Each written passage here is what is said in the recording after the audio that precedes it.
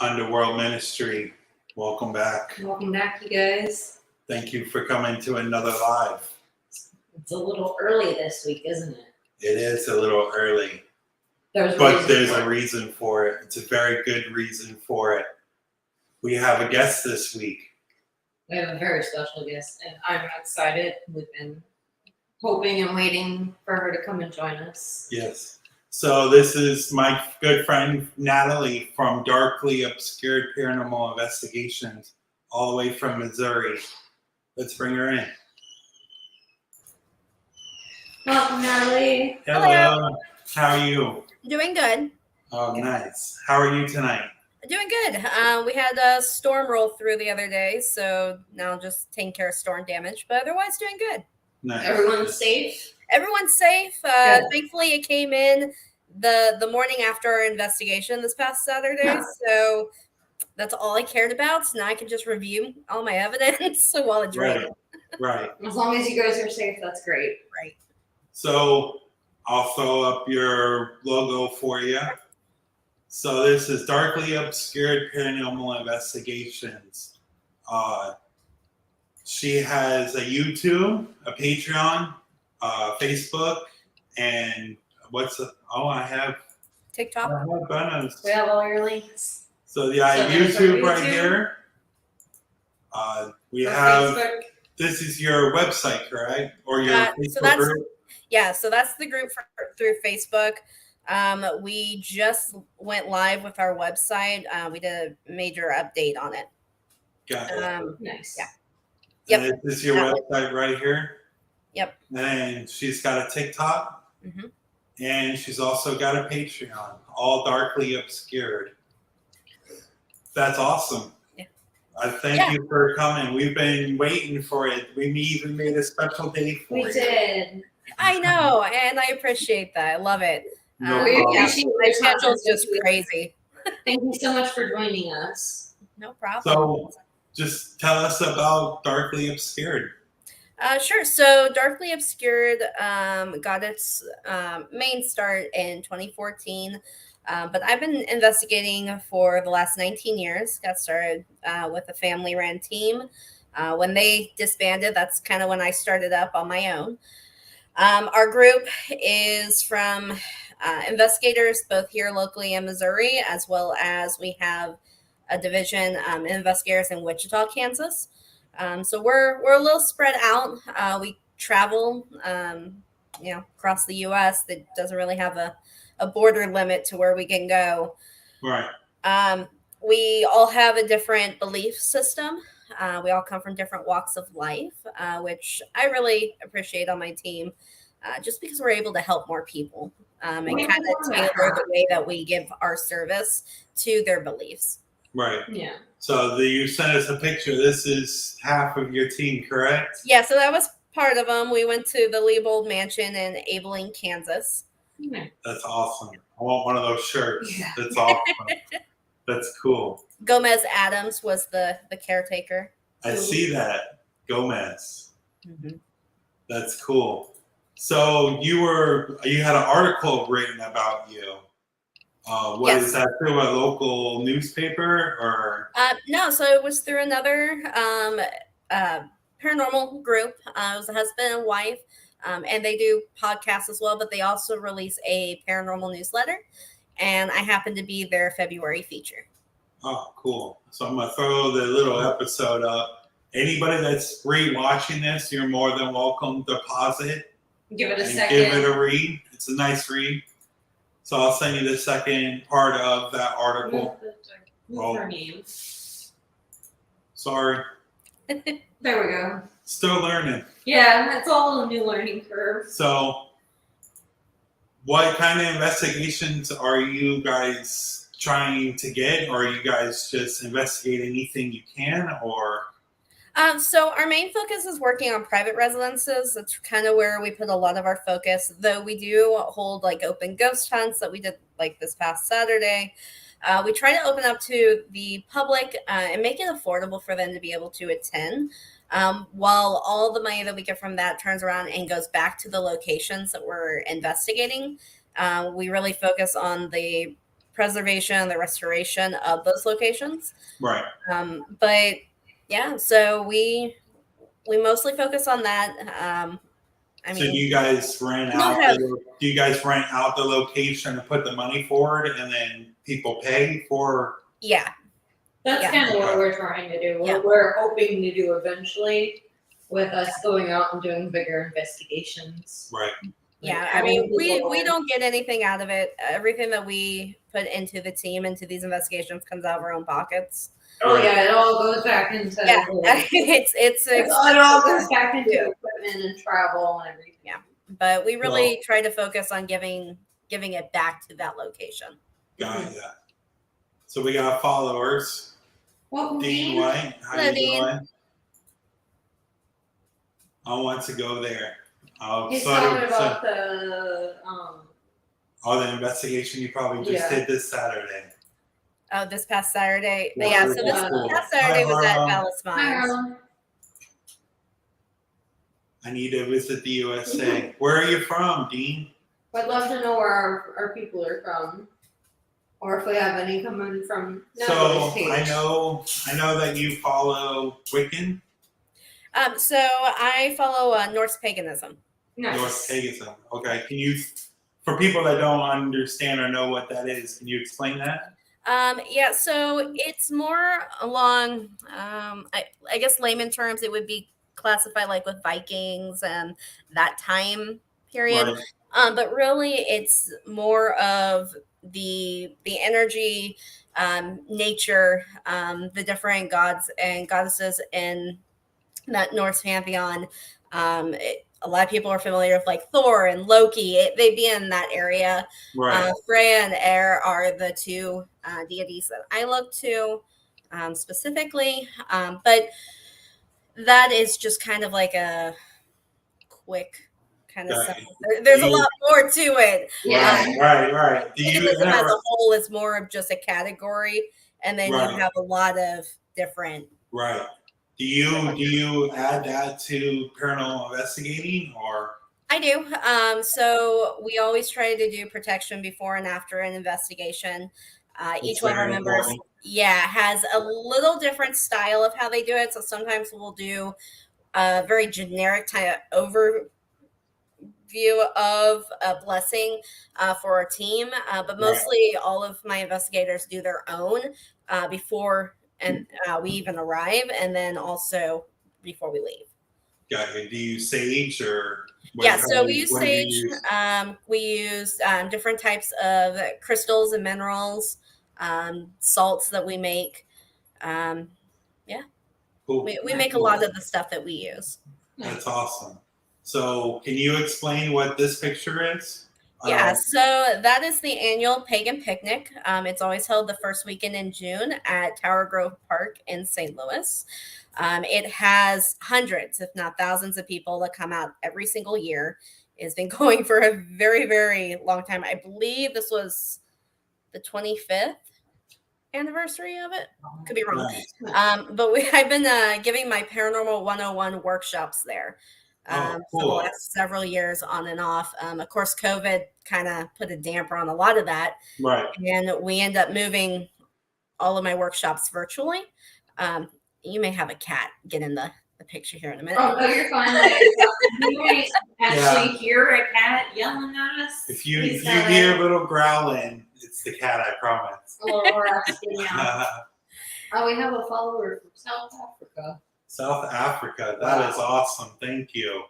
I appreciate it. That's pretty far. That's awesome. It's And deep. that's a big part, like with us moving virtually for the workshops, we've been able to reach so many more people that are not just local or just here in the US. We've been able to reach them everywhere. Right. So it really is kind of awesome to, COVID was a major pain to deal with, but it did bring about some good stuff. That's cool. So can you explain to people how you get into a location? Like, do you have to, I know you've been doing it for, you said almost 19 years. Mm-hmm. So that's one thing I try to explain to people, like people that want to get into paranormal, like save your money. Yeah. Paranormal equipment's expensive, like locations, you need hotels, you need gas, there's a lot of preparation, kind of like putting a local show together. Like you have to get all these people together to get one local goal. How do you guys get into locations? So a lot of it over the years was us just doing our research on different locations in the area, reaching out to the owners or to the city or whoever was in charge of it, just to get permission, because that's a big thing. Make sure you have permission to be there, not trespassing. Right. Those are all pretty important. Get in a lot of trouble. Yeah. Trespassing at the wrong place. But we reach out to them once we have permission. Then we go down there and investigate. Sometimes people, especially like our private residences, they'll reach out to us through one of our social media platforms, and then we open up the case, start our review, and then go from there with helping them. Other times they've been referred to us by either another client or somebody that we've talked with. Right. So they come in that way. A lot of it is networking. Especially like some of these bigger places, when you're talking about like Waverly Hills and things like that, those are all things that if you're not sure where to go, or you don't necessarily have the money to pay for the whole cost up front for you to go, following a local group, going to different ghost hunts and events and things like that are a great way to get your foot in the door. Right. A lot of times the owners of the location are on site, so it's always easy to kind of talk with them and see what it would take to be able to get in there. Right. So do you have a certain team member that handles talking to that, or is that you? Hey. That would be me, yes. Okay. I do have team members that have different jobs within the group, but really it's kind of just a collective of all of us.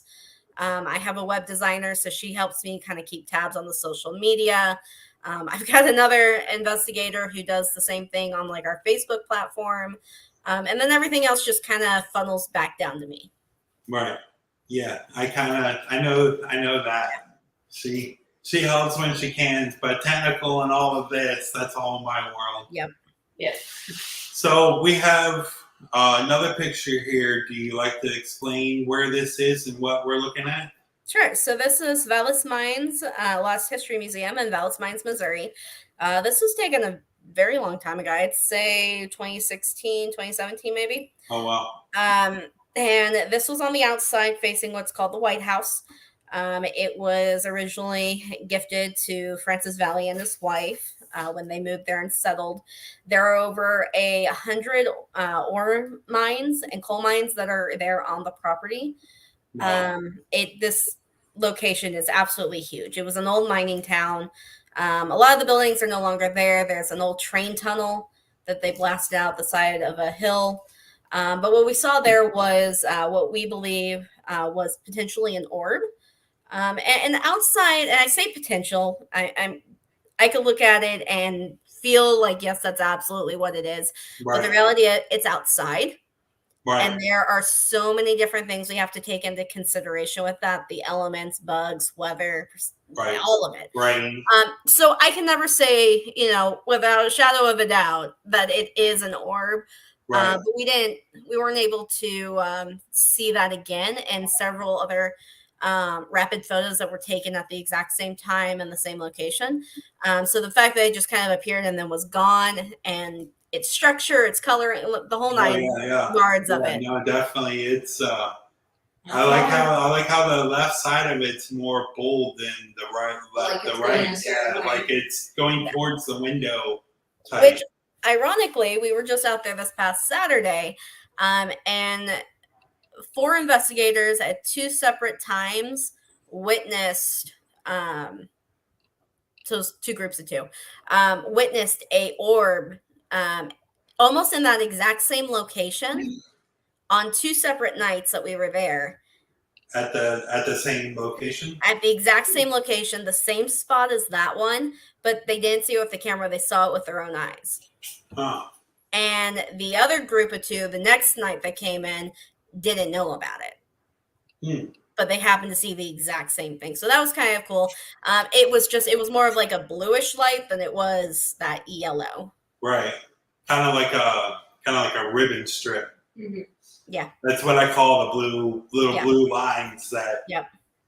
See, that's the hard part about being like a photographer and like a videographer. You never know. You have to look at the footage. Yep.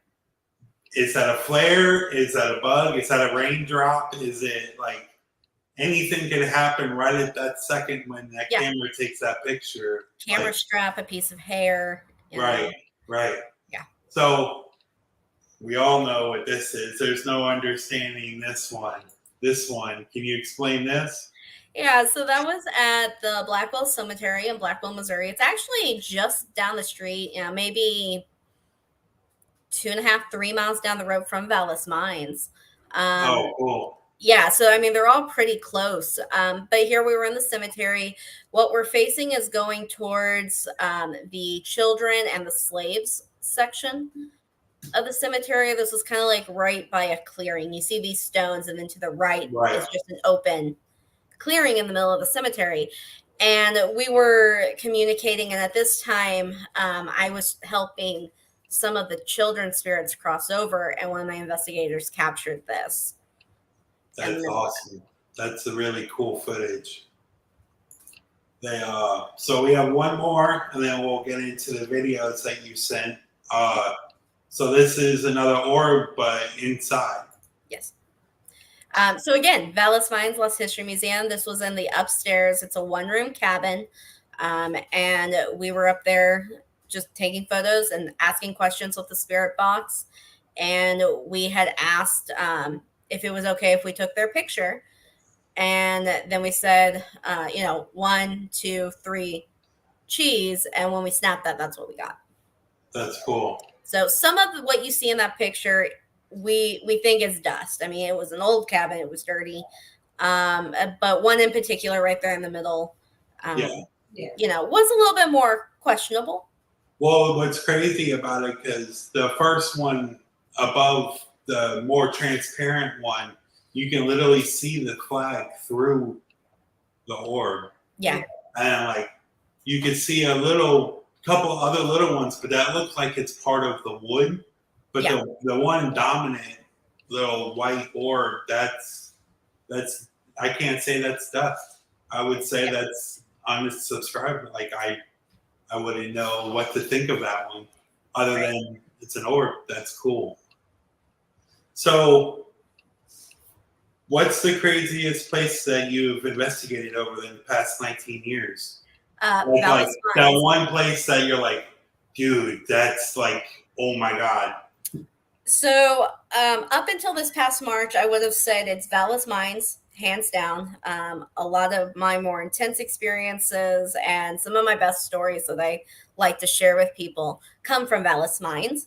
But I'll be honest, if it hasn't already been bumped to 2, it's a close necktie with the McIntyre Villa in Atchison, Kansas. We were there for 2 nights, and we had activity from sunup to sundown around the clock. It didn't stop. which I thought was really cool because a lot of investigations, you think about how it's mostly in the evenings and at nights and early mornings. Right. But this was happening at 7, 8, 11, 12 o'clock in the morning. And it's, Yeah. it was a very eventful 2 days that we were there. Yeah. But Vallis Mines, I would say, it probably has the number one slot. And after this past weekend, I think it still holds true to that. That's cool. So probably we didn't get to investigate it, so we went there through. They turned it Penhurst Asylum into a haunted attraction.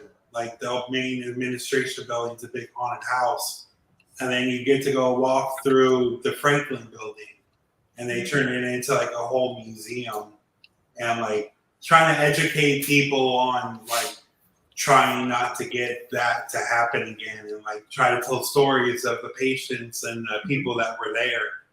And so we were walking around, and I walked upstairs, and I talked to one of the employees that were standing there behind the barricade.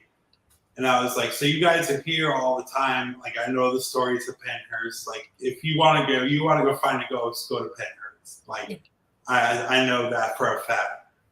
But I was sitting there talking. He's like, oh, yeah, I got it. And I pulled out a picture, and it's like an old wicker chair from like back in that era when the state school was open. And there's a whole white figure sitting in the chair that he took with his phone. And then there was like a little further down the hallway, there was like maybe like a laundry chute or something like protruding out of the wall. And it looked like somebody went like this and looked over and looked back. And there was no window, there was no door, there was no nothing. The guy went over there and there was literally nothing. So I saw a full figure peek his head out at me at Penhurst. That's awesome. That's I haven't had the opportunity to go to Penhurst. I would love to, though.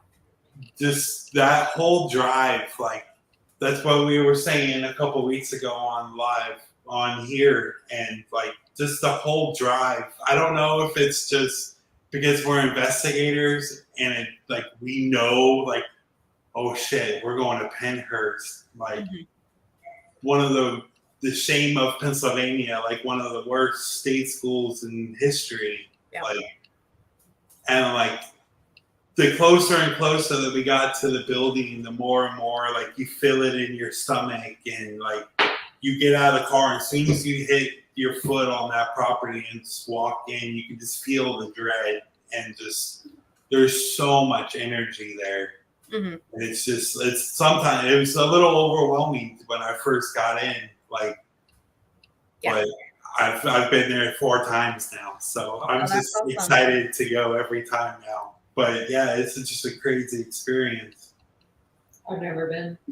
What's your crazy experience? She lived in a haunted house growing up here in Bradenton. I was really small. My cousin would know more, like remember more about it than I do. Don't really have any like super crazy stories. So do you have anything to ask Natalie? Not off the top of my head right now. So you're part of the Warren Foundation? Oh yeah. Correct. So the Warren Legacy Foundation was started up by Lorraine Warren and their grandson, Chris McKinnell, who's still in charge of it to this day. He's still out there helping people and just carrying on, their work. Now, is that the same gentleman that owns Annabelle now? No, that is not. One of the other family members, their daughter, currently has Annabelle. Got it.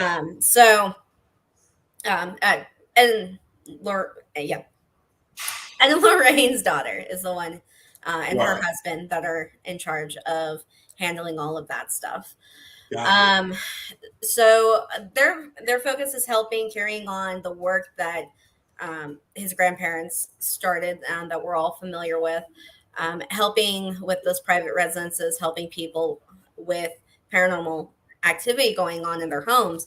But they also have a really heavy focus when it comes to mental health, which is something that my team as well has kind of adapted and taken on with part of our mission. So we really do focus on the importance of mental health, both in our investigators and with our clients. We go through a very rigorous intake just to try and make sure that we're getting them the help that they need. And where a lot of teams, when it's no longer paranormal and it becomes mental health, they may drop them or tell them to find someone else. And we don't. We stick through them and we make sure that they're at least getting the resources, if not the help that they need. Right. Now, so if anybody that doesn't know who Ed and Lorraine Warren is, I made a little clip for you guys. Little clip.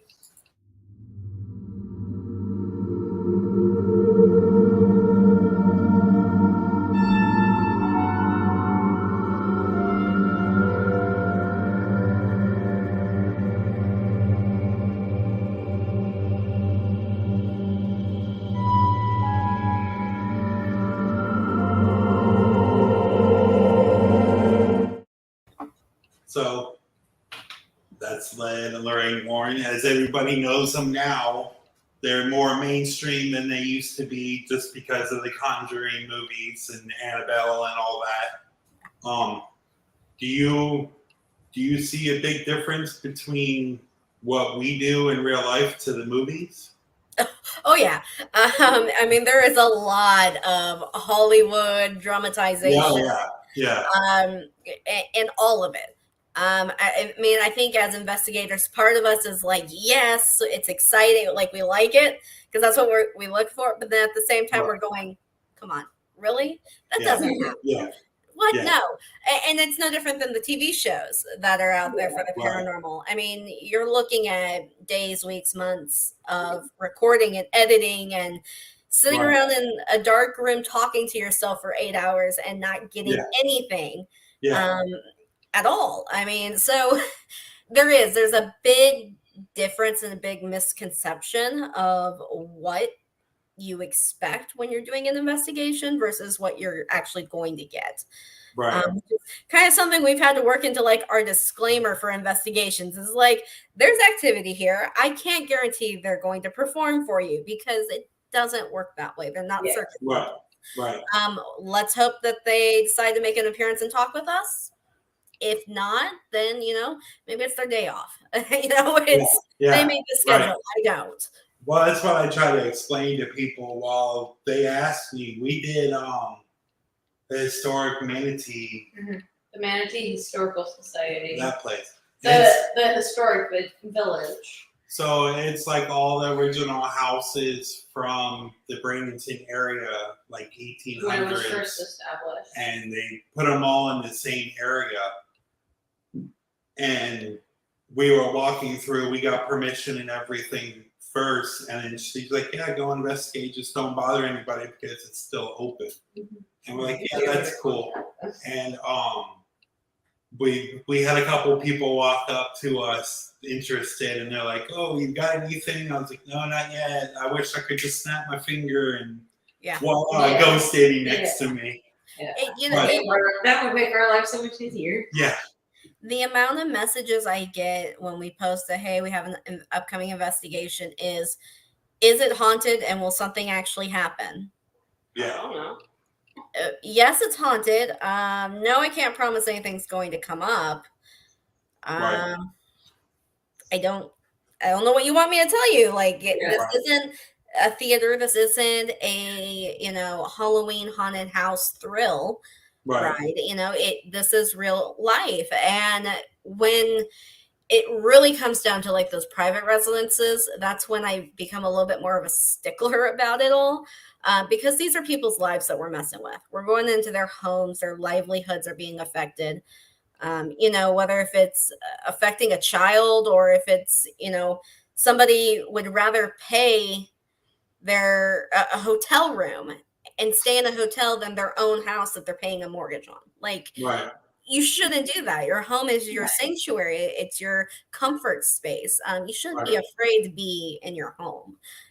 And that's something that I become a stickler about because there's teams out there that go in and they just take pictures and video and go, oh yeah, you have a demon here. Goodbye. Thanks. Got what I needed. And I can't stand that. I can't stand it at all. And I become a bit of a stickler about it. we did an investigation before I met Sarah with my friend Matt and Kimmy, and they said they had a team come investigate like a couple months before we did, and it's been in the newspaper. It's an old antique mall over in Azono. It's here in Florida, and yeah, we show up with our cameras and all of our equipment and everything. They're like, oh yeah, you guys are a lot more technical than the last team. They came in with like a Kodak camera and a K2 meter, like. And don't get me wrong, like minimalistic and old school technology, I love. I really do.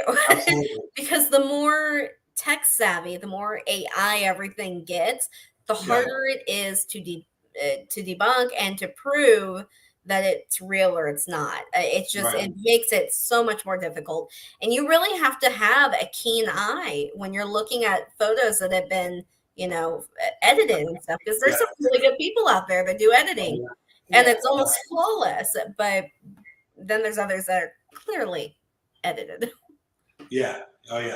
So we got a couple clips of investigations that I'm going to play for you, and then we'll play, and then we'll go into the conversation about it. She's like, I know. Yep.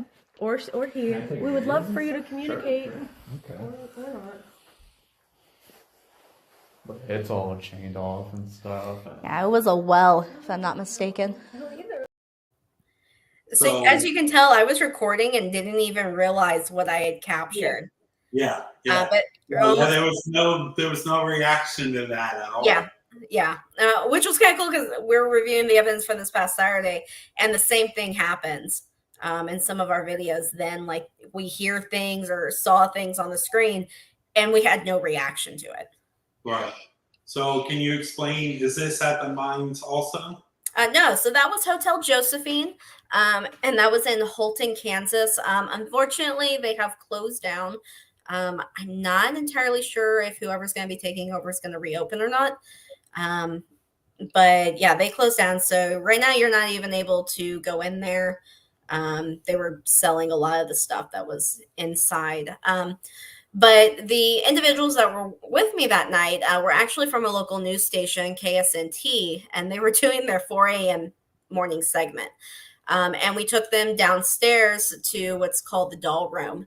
As you can tell, there's, you know, dolls around the room. And then there was also a well that was down there that's been boarded up. And a black shadow has been seen over by the well. But mostly it's the children. So we brought lollipops for the children, and we put them down there as a trigger object. But when we walked in, that was what was first captured. And then I think the next video you'll probably show is going to be another segment from that night. And that was like a few minutes after that video. Got it. So we have, it looks like a laser grid and a ball. Okay. Is that your birthday? Hi again. Hi. It's you. It's us. It is us. We're still here. I'm proud of you. Yeah. We're proud of us too. We made it out of the woods. Exactly. You found the yellow. Becky said no. Becky said no. Follow the yellow. Who's Becky? Rebecca. Rebecca. Oh, well. Who's Rebecca? What was she to you? He's not even talking to you. Well, I'm sorry. Sorry. Hey, Cody, can you move that Cody's ball back. for us? Cody, would you mind moving that ball for us, please? I used to like to go to church Okay. and paint. Well, can you sing us a song?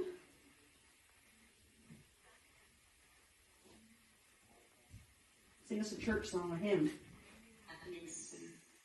It's the mines. The mines. Did you?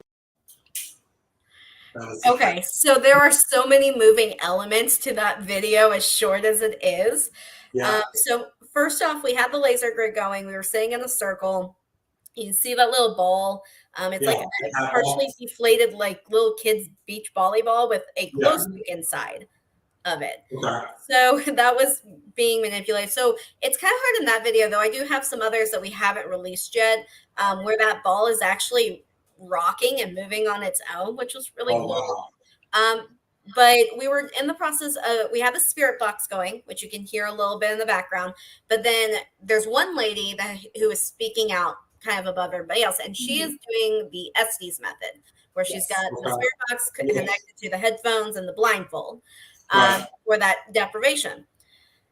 So she's responding, and Becky and then Rebecca, like there were things that were being said that she wouldn't have known that we were asking that made a lot of sense. So then you're seeing the cat ball go off at one point. We're asking questions. The spirit box had a few responses, but the one that I liked the most was actually right at the end, when one of my investigators asked, "Can you sing us a song, a hymn?" And as soon as that you hear the spirit box pop up, and at the time we didn't know what it said until we listened back, and it goes, "I can't sing."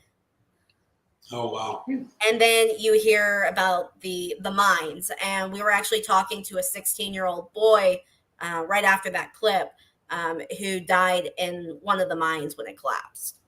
Oh wow, that's pretty crazy. So there was a lot of moving elements to that video. Right. And that's at the mines where you saw the orbs? Yeah, so that was at Vallis Mines here in Vallis Mines, Missouri. That's where that picture of the orbs, the one outside and upstairs in the bedroom. I mean, I've had rocks thrown at me. I had an axe head thrown at me. I had a full body apparition come up to me. So that place has always provided when I've gone there. Right. So when we were talking before, you guys have a thing going on about teaching kids how to investigate? Correct. So can you explain a little bit of that? For those that don't know, when I say that I've been investigating for 19 years, I'm 29, and that would put me at 10 years old when I started. That's when I came to live with my dad and my stepmom.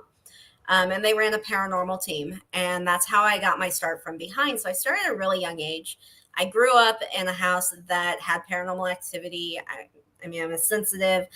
I've just been around it my whole life. So I guess I could have been investigating like before that, because we'd go out to a cornfield, a dead-end road, and look for UFOs and different local haunts that were in the area that we would visit, even before I came to live with my dad. So I've always been around it. But with that team, we've been able to just kind of cover so much. But my start really was at a really young age. So my focus has been on helping the next generation of investigators. Because it's easy to get frustrated at some of the new up and coming and younger investigators that we have out there. But a lot of it is based off of what they're seeing on TV. And that's not always the right way. It's not always the safest way and the most respectful way. So I've tried to take a step back and to help teach the younger generation, because eventually one of these days, we're not going to be the hunters. We're going to be the hunted, and they're going to be the ones asking us the questions. Right. And I would like to have some faith that after I'm no longer here, they're going to know what they're doing, and that they can do it properly. So I really try to teach them, but I also try to give some of the younger younger generation an opportunity to start gaining that experience now, and to start working on their abilities and knowing how to put up those spiritual blocks, so that they're not affected when they're going to these locations. And a lot of teams, unless you're 17, 18, 19, you can't even go on a public hunt, let alone be a part of a team. So I'm trying to give them that opportunity so that they have the experience to then later do what they wish to do with it. Got it. So do you have, you said that you have an event going on that you're hosting you're in hosting October. an event in October. You want to talk about that a little bit more? So again, that one is going to be at Vallis Mines, Lost History Museum. It is October 21st. We are actually still looking for vendors, food vendors, volunteers, other paranormal teams to come out, set up a booth. We'll have paranormal lectures and workshops going. We're trying to work on a hayride to kind of shuttle people back and forth. So we've got a lot going. But we're looking for people to come out, and we're looking for people to be able to experience it. And then the event is from 2 p.m. to 11 p.m. There will be about a 30 to 45-minute period after the event ends, where everybody will be gathering down by the bonfire, where they'll be able to, roast s'mores and things like that. But then anybody who has purchased a ticket will then be put into a group, and we will be doing a investigation of Vallis Mines once everyone has left. That's cool. So they'll be able to get that hands-on. So it's going to be a very long day for us. That's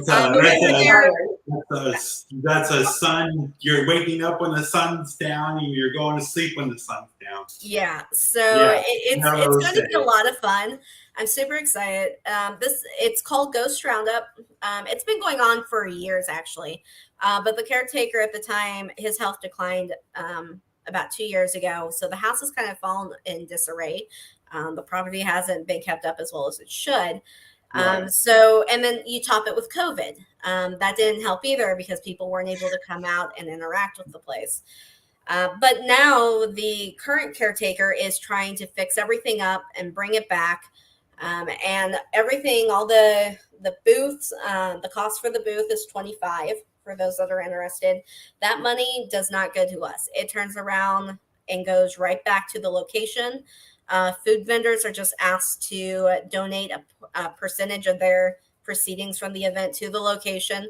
And we're hoping to get this place fixed up. And every year it's going to get bigger and better. Next year, we're looking at a whole weekend instead of just one night.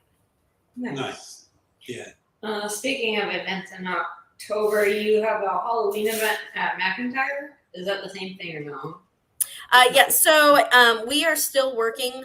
We're hoping to have a confirmation on that, but we are hoping to be hosting Halloween next year at the McIntyre Villa, pending that the date is still available when we go to book it. So I'll have more details about that coming, hopefully here pretty soon. Anything that you need us to promote, we're always here to promote for you guys. Absolutely. So with being an investigator, just having equipment everywhere and what's your go-to equipment? What do you like to use more than?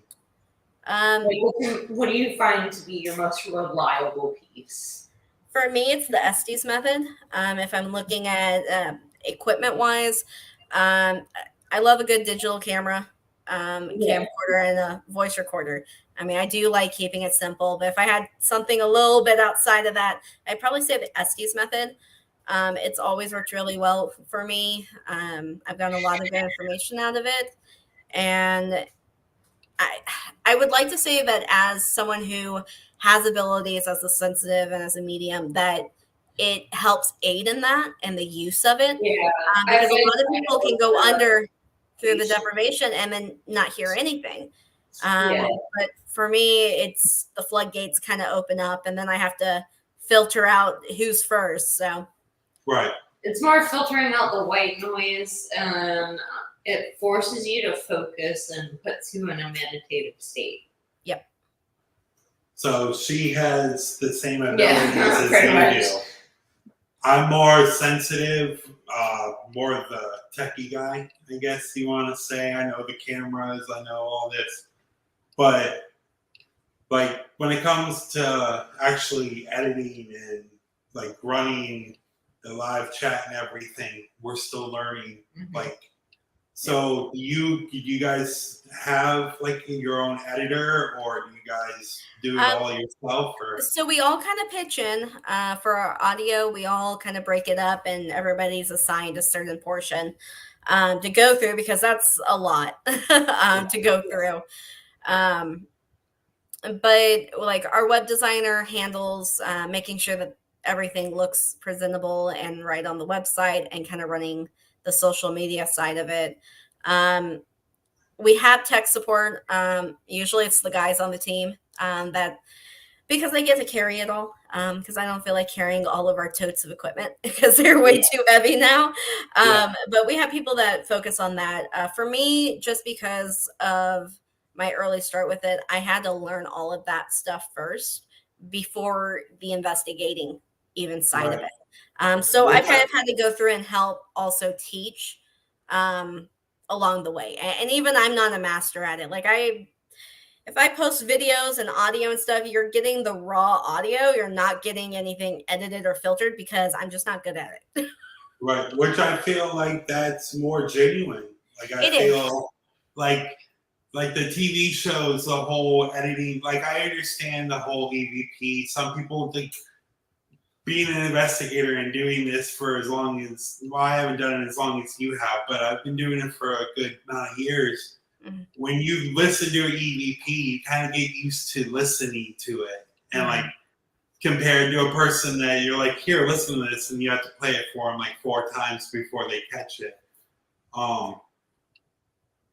But yeah, I feel like the whole trying to edit over it, and we had that conversation. The more and more you play with it, the more and more you lose off the authenticity. Yeah. Yep. So I feel like doing it raw, doing it like just camera editing software and just clipping the clips together is more raw and more genuine than trying to edit a whole. It's more authentic. Right. Yeah. Right. So how do you find your team members, or like your friends that you've generated over the years? Or So considering that the old team started as a family team, family teams are great, but you have to leave personal at the door when you're dealing with business, just like with any job. And even though we're not being paid for any of this, it's still a job. Right. A lot of time and effort goes into it. So my 2 original OG team members, they are best friends of mine. I've known one of them since high school. And then his wife is on the team. And then I have 2 of my investigators that are out in Wichita, which are a mom and daughter duo.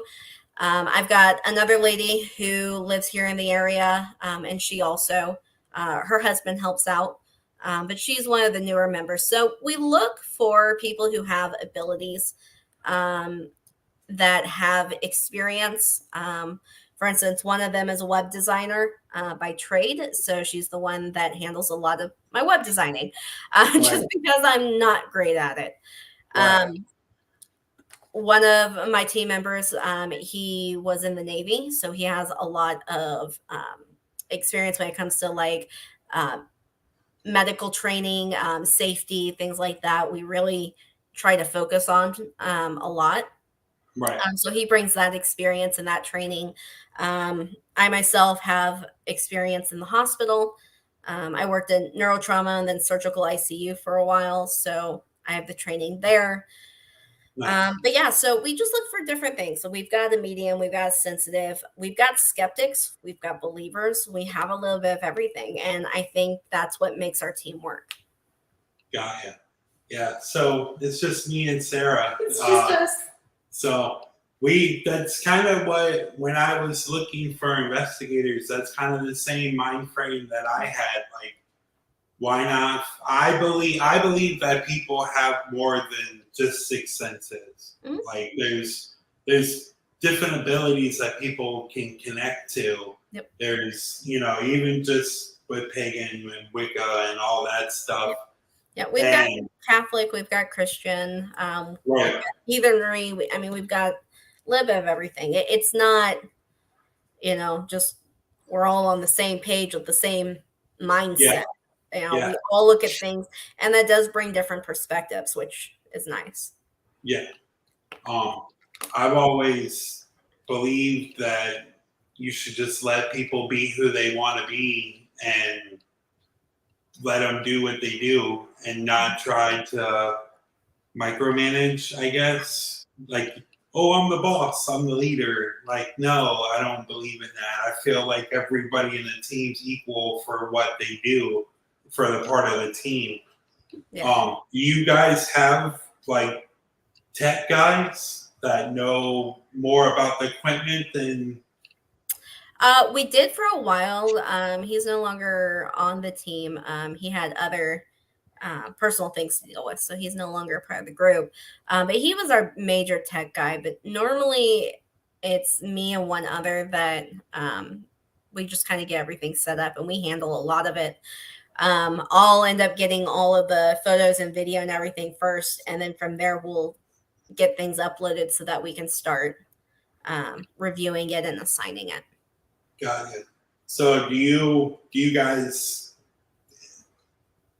set up per location that you're at, or do you do a full setup, full DVR system, full? If we have electric, which is not a lot of the time, and if we have internet, and that's not a lot of the time either. We're trying to kind of branch out and get things like, GoPros and things like that so that they can have that recording. But a lot of it is just our handheld camcorders and digital cameras. So you guys set up compared to where you guys go. You kind of just set up the area. It depends on the location, but normally, yeah, we'll have like a little home base set up so that batteries can charge and we can unload SD cards as we need to. We also have, I don't know if it's a good thing or a bad thing at this point, but we indulge on what we provide for our investigations. So we've always got like pizzas and chips and cookies and crackers and Gatorades and waters. Yeah. I guess it's kind of what we're known for when we do our investigations that are open to the public. Like we offer a wide array of food and snacks. Yeah. You have to have a paranormal go-to snack. Yeah. So with you saying that, what is your paranormal go-to snack? Twizzlers. Oh, I don't like Twizzlers. That's okay. Well, I like chips. I have plenty of those that I keep with us. Chocolate-covered pretzels. Yeah. Well, when I lived in Pennsylvania, depending on which way the wind went in the town that I lived in, if it went in this way, all I smelt was Twizzlers from the factory. And then if it blew this way, it was all I would smell is chocolate from M&M Mars. Yeah. So it was like depending on what side the wind was blowing. Yeah, most of the time it was Twizzlers, and I'm like, But so you saying that you have snacks and all that, people don't understand that. They're like, you watch a 40-minute episode on Travel Channel of like Ghost Adventures and all that, but people don't understand you're there for like hours, 8 to 10 hours sometimes. Our like investigation this past weekend was 8 p.m. to 6 a.m. Yeah, and we got there at 6, so it was a 12-hour for us. Nice. Yes, that's what I'm saying. Like people don't understand that's a full shift. Yep. And you're literally just sitting in your room half the time, just talking to yourself. Yeah. I like food, and I am not afraid to admit that. I need to. On a safety side of it, though, because we actually had this issue this past weekend. We had a lady there who has issues with her blood sugar, and they got too low while we were out trekking through the woods. And thankfully, some of us had snacks on us, so she was, able to be okay until we got out. But it's one of those things, and you don't think about it. Right. You don't think about it. So they're there. They're there for people who need it. Like if we have sodas there, we have regular, and then we have diet, sugar-free diet, whatever. So we try to cater to everybody, just so that nobody's left out. I know we share a fellow likeness of Ghost. Yes. I saw that on your Facebook. Well, we do. That's our job. We like ghosts. That's why we go and hunt. The energy drink. Yeah, Ghost energy drink. The new Bubblicious. Yes, the strawberry bubble. So our group photo from this past weekend was the four of us, and we all had a bubblicious strawberry ghost in our hand. That's awesome. So you see that with all of us standing there smiling. Yeah. So that was pretty awesome. That is awesome. So before we leave, is there anything that you would like to say on part of Darkly Obscured? Just really that if there's anybody out there who has questions, needs guidance, even if you just want to have us take a look at your evidence and review it and get a different opinion, we're always open. We always love collaborating with other teams. And if anybody out there is in need of assistance, then I really do urge for you to reach out, whether it be to me, to Chris and Sarah, to whoever. Reach out to a team. The only thing I will say is ask for credentials. Don't be afraid to ask for where they've gone, what they've done, things like that, because you don't want just anybody coming into your home. Right. You want to make sure that they have your best interest at mind. So ask those questions. But otherwise, no. Hopefully, I will see some of you guys in October at Ghost Roundup, though. So many questions that I replied to. Yeah, if you're ever in Florida, please feel free to contact us. We'd love to do something. Oh, like yeah. that. Absolutely.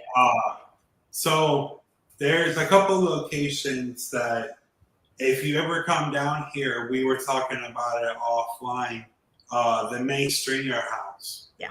It's one of the top 5 haunted places in Florida. And it's just completely old school Victorian. Mm-hmm. I was just telling my team about that. This past weekend. Yeah. But if you guys ever want to come down and do it, yeah, I also have a contact. We were trying to have a interview with from last week. Unfortunately, we found out what was going on. Unfortunately, Henry from the Gilcrest lost power last week. Oh, so no. unfortunately, he wasn't able to do it. But we did get a reschedule for it. yeah, we did. So we will have him back in a couple weeks. But next Wednesday, we're actually interviewing one of the guides for the May Stringer House. Very nice. Talk about her experiences being in the house, being a guide to the house, and she's also an investigator also. So this is what we're trying to do every week now. We just want to reach out to investigators, Bigfoot enthusiasts, UFOs, anything. Like, we're just trying to get people more educated with people that actually do it like you have your whole life. And it just, I feel like the whole unity of the paranormal group is so strong that people don't know how strong it is. Mm-hmm. And trying to get people together to learn about it more, people are more accepting of it if they actually knew and like actually listening to people that actually do it. They'd have a more open mind to investigators other than, oh no, it's spooky, which it's evil. Some locations that I've been to, it's spooky. Yeah. It's pretty crazy when you're sitting in there and all you hear is somebody like growling or whispering in your ear. So before we go, we do have 3 clips for you to play, the little EVPs that you sent us. Mm-hmm. So this one is Get Out. Is this EVP that you're showing us right now? Or Yeah. no, I'm showing it. I'm sorry. We got it. You're good. Yeah. So this is Get Out. Yeah.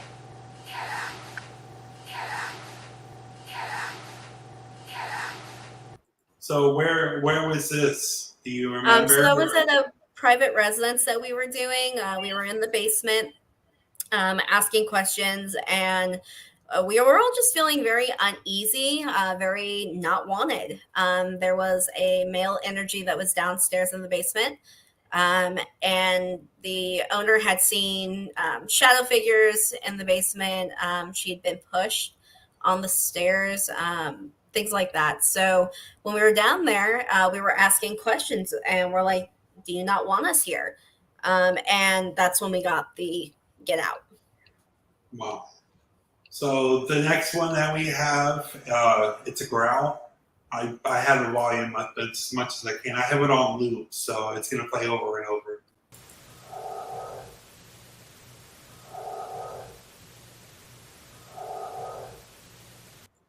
So is this at the same location, or is this a different location? So that was the same location. That was later on in the investigation. We left a voice recorder down there, and then we went upstairs.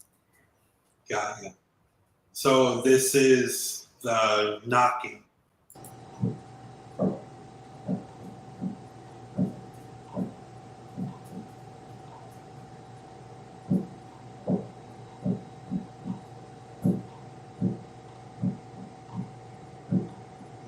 So is this a recording off a recorder, or is that like recording off a camera? So that was off a recorder. We had been, this was in one of the bedrooms on the main floor. We were in the living room asking questions, and we had recorders in there recording. And we had asked, can you knock? Can you return this? And one of our investigators had knocked on the floor. And then we waited, and we never heard anything until we went back and listened at the other recorders, and that's when we got the knocking in a different room. That's cool. I like that has that kind of a pattern to it. Yeah. Did it mimic the knock that the investigator did on the floor? No, it didn't. But I was surprised at how long it lasted. Like normally you just get like a quick couple of knocks. Yeah. But this one actually seemed to keep going. Our other theory was that it was the sound of a drum, like Native American. Oh yeah. Yeah, it sounded a little metallic. Yeah, it's kind of rhythmic. Yeah. That was our other theory. But at that location in particular, there wasn't any history of Native Americans being right there. So I don't know. We were more inclined to believe that it was in response because of its timing on the recording to when we were asking the questions that it came back. Got you. So we have a question every week. Mm-hmm. If you want to be involved in it, you're more than welcome. I'm going to play a little clip. Anybody that's watching right now, put your answer in the clips, and then we'll have a conversation with ourselves and Natalie about the video.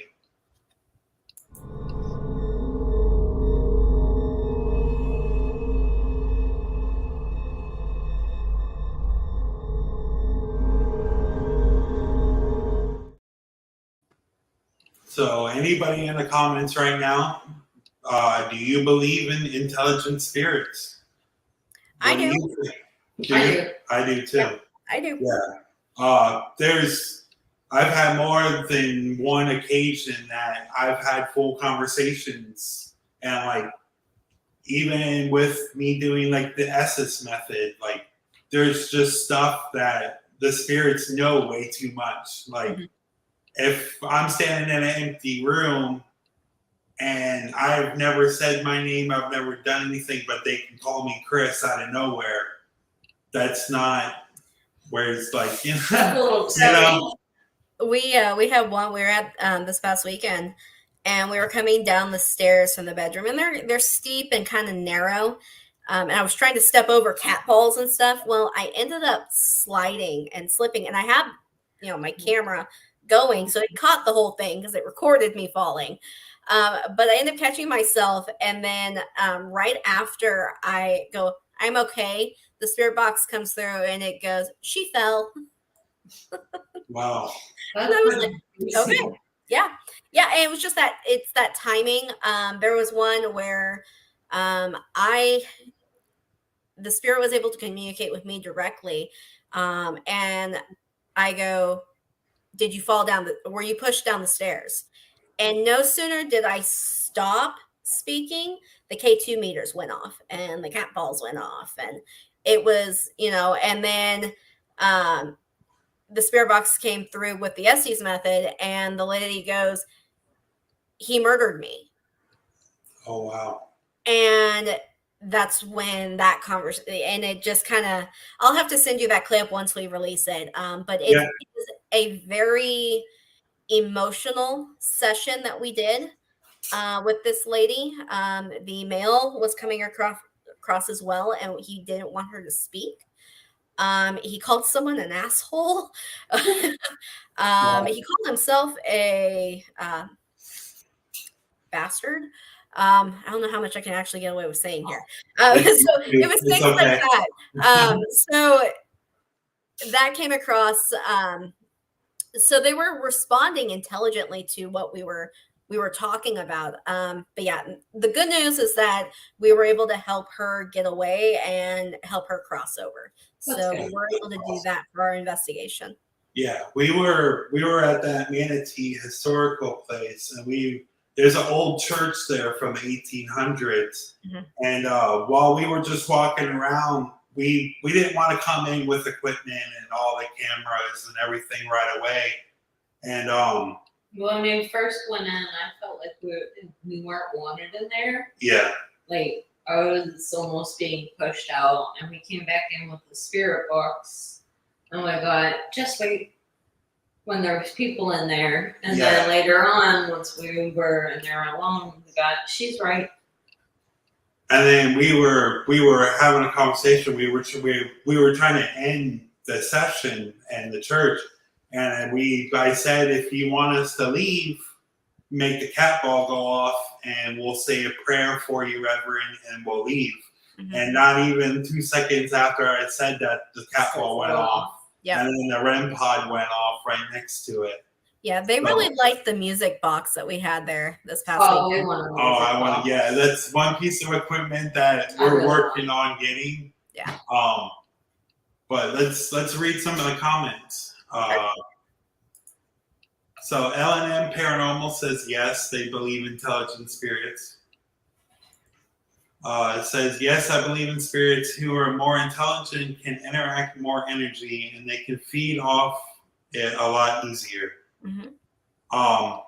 Do you feel just the way that you're more of a sensitive empath? Do you feel like you get drained more than other people? There are times, yes. It's something that I have worked really hard on to try and put up those walls and those barriers, and being able to just control that, where I can lower them so that they're able to communicate and I can receive that information. Right. But I'm also able to throw them up and cut off communication if need be. And that's just something that has taken time and practice and meditation and a lot of work to get to. Right. We got one more. Says, I do believe they are aware of a lot of information we might not know about yet, and we communicate with us about it depending on how our energy or how much energy they have. Yep. Absolutely. Yep.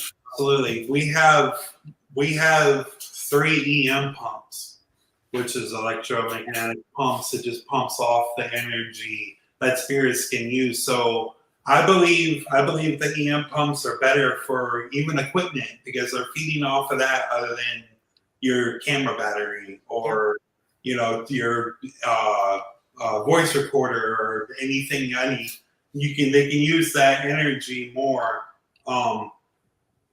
But that kind of goes with the conversation that we just had about feeding off energy off people. Like, have you ever been so drained from an interview that you've had to step away or? Oh yeah. I have. I've had plenty of experiences with it, especially when I was first starting out. Also, for any investigator, paranormal hangovers are very real. Oh yeah. Yesterday was mine. Just so that I'd be ready for today. But yeah, you really do need to take care of yourself physically, mentally, spiritually, doing those cleansings. And if you don't feel like you got everything off, do it again. Right. Definitely. I couldn't agree more. Couldn't have said it more. So, unfortunately, this is going to be the end of the session. Do you have any questions for us? Yeah. I don't think so. I mean, we've been talking. We've been following each other for a while. Yeah. I mean, I'm just really excited to hopefully get a chance to go down there. I may have to fly south for the winter. Oh yeah, it's beautiful down there. Let us know. It's beautiful in Florida during the winter. Well, kind of like January. Yeah. We're going to Texas next month, so I'm already gonna head kind of southern. Yeah, just let us know. You're just a little bit Absolutely. further off. Yeah, definitely. Thank you so much for your time. No problem. Thanks for having me. And then, course. as always, like I said, go to Darkly Obscure Paranormal Investigations on YouTube, TikTok, Patreon. They have a website. Speak to her. She'll have a conversation with you. You've been absolutely wonderful. Thank you, Natalie. I appreciate it so much. No problem. You have a I'm great going to evening. look at this again. You have a Yes, great night. absolutely. All Have a right. good Bye, night. guys. Thanks Bye. everyone who tuned in tonight as well. That was our guest. What do you guys think? I think You she was guys a think wonderful it? guest. Do you guys have fun? Let us know in the comments. We had a pretty active night tonight. Thank you, Amber. Thank you, Amber. Now that we had a conversation and everything, did anybody send stars that we can thank this week? Not today. No? That's but fine. We always have Completely like our okay. viewers. If you guys want to watch this on my personal Facebook, on Underworld Ministry, and we're also on YouTube And Instagram. and Instagram, all Underworld Ministry. I'm more amazed that we have fans out in South Africa. Yeah. Thank you. Wow. Thank you. Thank you to That those was- who are out of state watching That us. was Dana White. I appreciate you watching Dean all of White. it. Dean White, I'm so sorry. You're fine. And thanks for everyone who came to see Natalie and came to see us as our weekly interview. We're Yeah. not sure if we're gonna do this Wednesday. So if not, this is our day of the week where we do it, and we'll have our normal scheduled video That will be next week. Emma from Yes, next Main Wednesday. Stringer House. That is up in Brooksville. It's an old Victorian house One of that our goals. we will hopefully be able to sometime next year able to investigate it. Until then, Till then, if we do have something coming up this Wednesday, we'll of course let everyone know and we'll share everything. For now, thank you everyone for participating, for staying this long. We appreciate you. We love you. Remember, always stay smooth.